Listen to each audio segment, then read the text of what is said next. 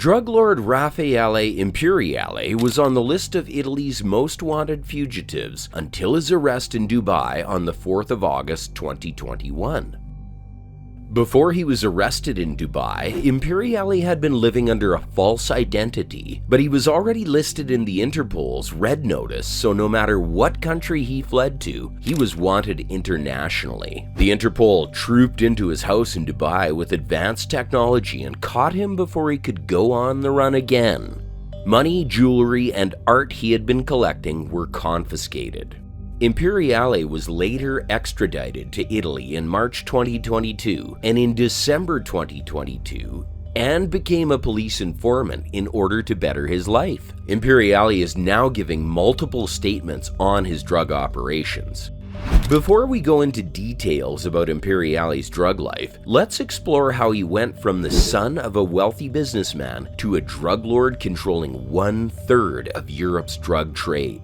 Imperiale was born in Castellammare di Stabia, just south of Naples, Italy. His father was a wealthy businessman who owned many buildings in the area and even the city's football team. Imperiale was part of the Scissionisti Secondigliano, also called the Amato Pagano clan, a Camorra clan from the Secondigliano district of Naples. The Italian Camorra is a criminal organization based in Naples, Italy. They are widely involved in a range of criminal activities including drug trafficking, arms dealing, extortion, money laundering, and fraud. Its organizational structure is divided into groups called clans. Imperiale had an older brother named Sammy who passed away in 1996. Sammy left Raffaele his coffee shop in Amsterdam called Rockland. Imperiale used this coffee shop as a front for starting his drug empire. He stayed in the Netherlands for many years and made a lot of money trading drugs. He also made some useful connections that helped him rise in the international drug underworld. Imperiale seemed too good at the game to be caught. He relocated to the desert city of Dubai, United Arab Emirates, a place where the rich, no matter how they acquired their wealth, came to mingle. In Dubai, Imperiale was one of the leaders of what the American Drug Enforcement Administration called a super cartel. Wat je ook ziet, dat ze wel hechten natuurlijk aan comfort.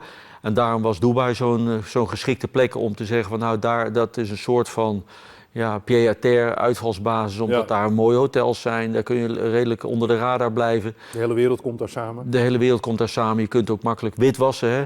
Je kan zelfs vastgoed in bitcoins kan je daar kopen, noem maar op. Dus dat was natuurlijk een hele aantrekkelijke plek. Working closely with other drug lords like Daniel Kinahan, Edin Gachanin, and Ridouan Taghi, Imperiale controlled 1/3 of the coke market in Europe. According to documents sent by the DEA, this group held their regular meetings at Burj Al Arab Hotel in Dubai. They took place in 2017, but it only reached the Dubai authorities in 2019. The DEA listed this partnership as one of the world's 50 largest drug cartels, and it later came to light that the destinations for most of the drug shipments were in the ports of Rotterdam and Antwerp. They imported cocaine from countries like Peru, Colombia, and Ecuador at reduced prices and sold them for a fortune in Europe. The so-called super cartel was likely not a formal alliance but a successful example of crowdsourcing, with different criminal actors pooling their money to buy cocaine cheaper in bulk.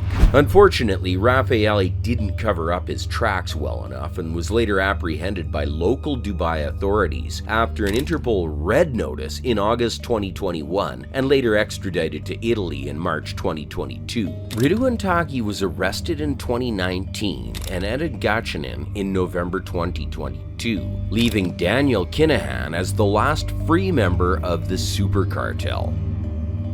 With most of its members behind bars, it's hard to say if their collaboration is now at an inevitable end. It was reported that at the end of 2020, Taghi was contacting Imperiale from prison.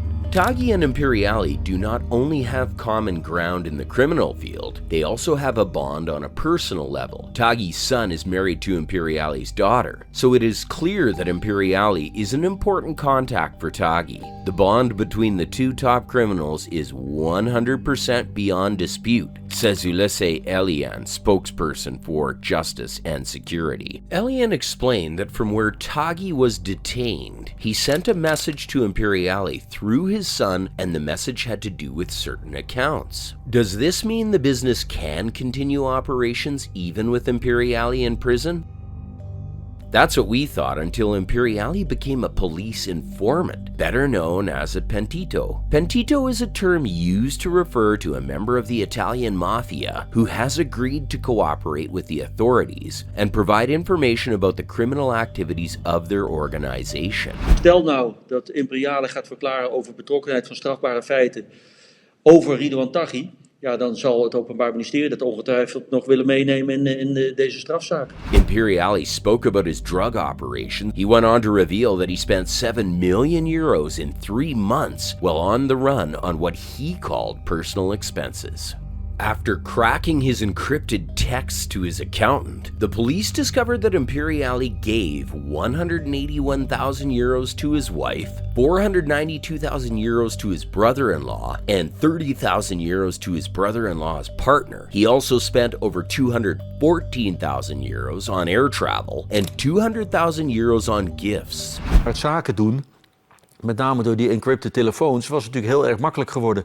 Dat is wel heel erg veranderd nu natuurlijk een aantal van die cryptotelefoons of een aantal van die netwerken zijn gekraakt. De politie heeft zelf natuurlijk nog een keer zo'n heel netwerk opgezet, dus daar zit de schrik natuurlijk ook wel goed in op dat vlak. The management expenses that are comparable to those of a large company were in reality the private budget of Imperiale.